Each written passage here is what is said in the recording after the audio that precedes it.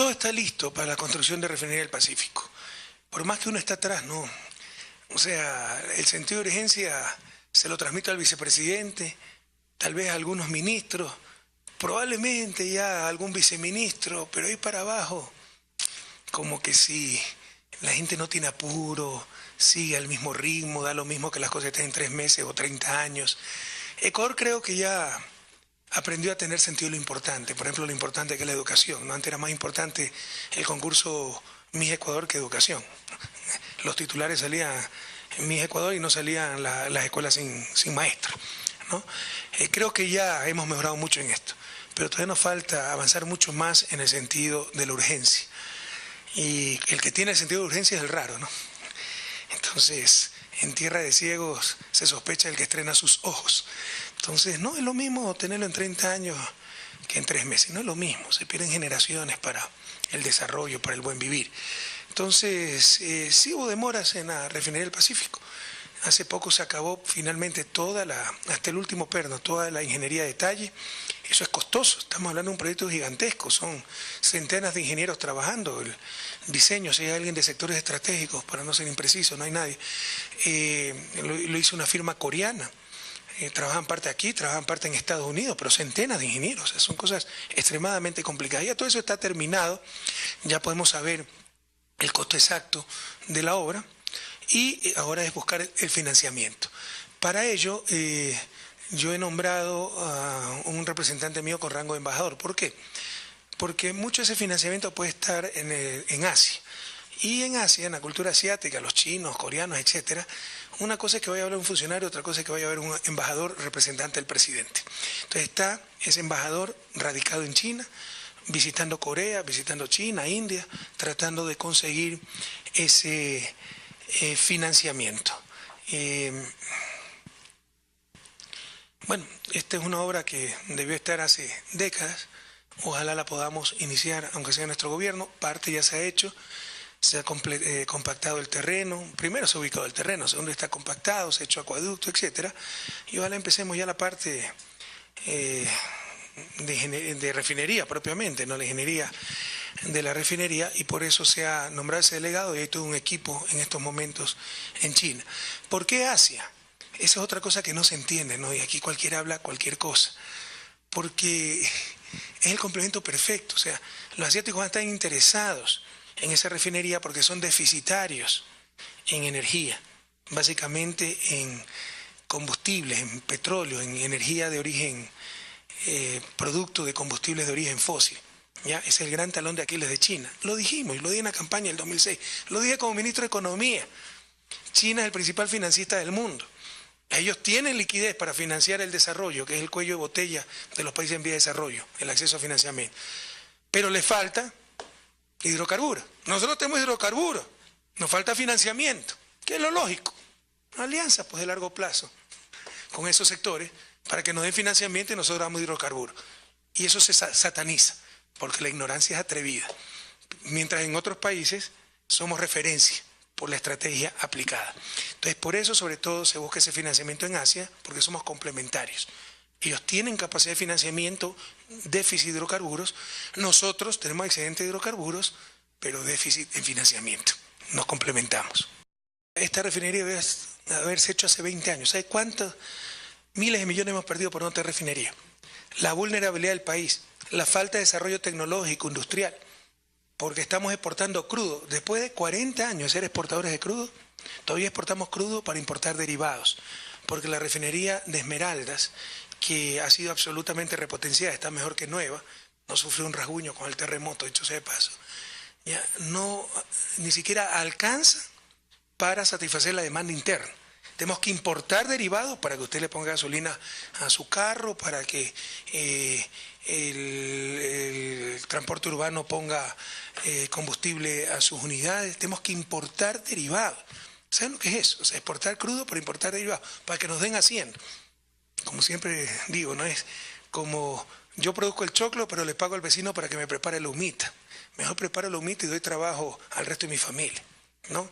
Y genero destrezas, etc. Entonces esto se debió hacer hace décadas. Eso demuestra una gran ignorancia, una falta de visión total. Es decir, ¿por qué estamos apurados? debimos estar apurados siempre. Y les insisto, se ha estado trabajando, pero las ingenierías no estaban completas. Ahora que ya están completas, ya podemos buscar con mayor intensidad el correspondiente financiamiento. Con respecto a la segunda parte, y si eso es deuda innecesaria, imagínense.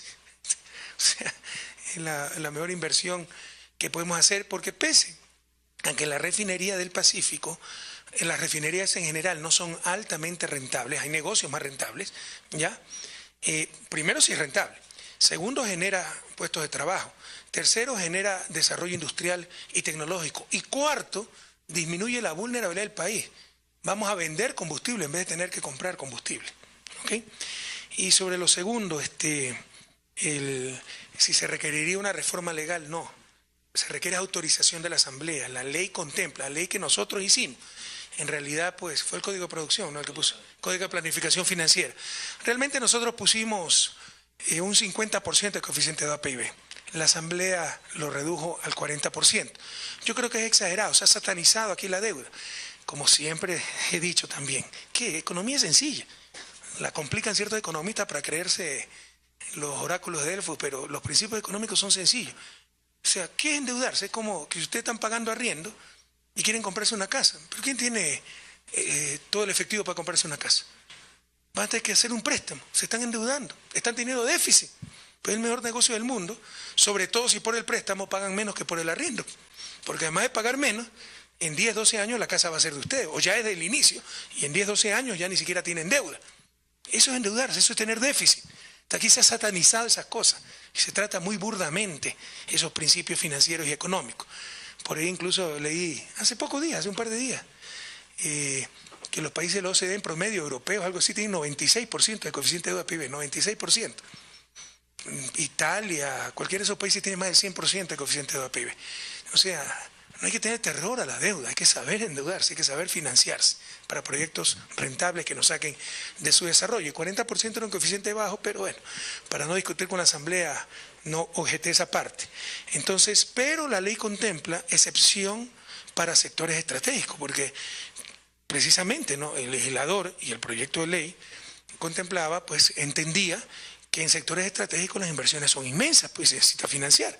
Entonces hay una excepción para sectores estratégicos que con la debida autorización de la Asamblea, sectores estratégicos como si se contabiliza aparte. Entonces ese financiamiento para refinería no se contemplaría dentro de ese máximo del 40% deuda PIB. Y aquello es correcto, porque insisto, primero, un coeficiente de deuda PIB de 40% es bastante bajo. Segundo, sectores estratégicos implican inversiones enormes, pero necesarias. En consecuencia, correctamente la ley contempló una excepción para sectores estratégicos. No es reforma legal. Lo que se requiere es una aprobación de la Asamblea. Fausto, no sé si hay alguna precisión que hacer. Efectivamente, la ley contempla que se puede mandar a la Asamblea la excepción a sobre el 40% para proyectos estratégicos.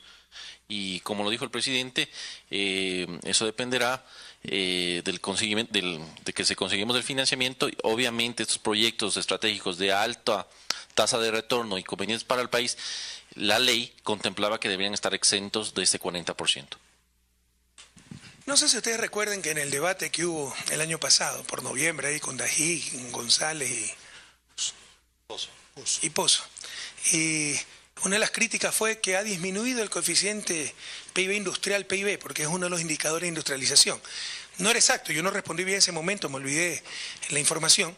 Eso era por la parte de la refinería, porque refinería es parte de la industria, es industrializar el petróleo. ¿Okay? En verdad no hemos mantenido el mismo coeficiente, un 13% del PIB, pero tenemos un PIB 2.2 veces más grande. Es decir, se ha más que duplicado la producción del sector industrial, pero proporcionalmente al PIB no ha aumentado.